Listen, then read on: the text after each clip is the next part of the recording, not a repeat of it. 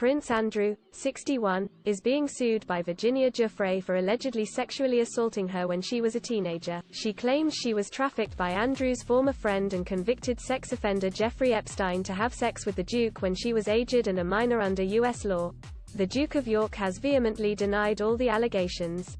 ITV's royal editor Chris Shipp discussed how Andrew's lawyers are handling the case. He said, "If they continue to stonewall, if they're continuing this policy of silence, that is the legal advice that Prince Andrew is getting. As I understand it, he's very frustrated by this whole process. I think reputationally, he probably knows, as does the royal family, as does the Queen who he is staying with at Balmoral, this policy of silence isn't helping him reputationally." His comments come as in documents filed to the U.S. District Court for the Southern District of New York on Friday, the lawyers state there was a first attempt to serve the papers on the Duke on August 26, when an agent went to Windsor Great Park. They claim that a Metropolitan Police officer, who was the head of security, told the agent officers were not able to accept service of any court process, or let anyone trying to serve legal papers onto the property. The agent returned the next day and was told the court process could be left with the police officer at the main gate and that this matter would then be forwarded onto the legal team. The document says the complaint, the summons, and other papers were enclosed in a plastic sleeve and then in an A4 envelope, addressed to the said defendant, Prince Andrew, Duke of York, at the address and then left with the police officer. It says within 21 days of the summons the plaintiff must be served an answer to the complaint, and if you fail to respond, judgment by default will be entered against you for the relief demanded in the complaint.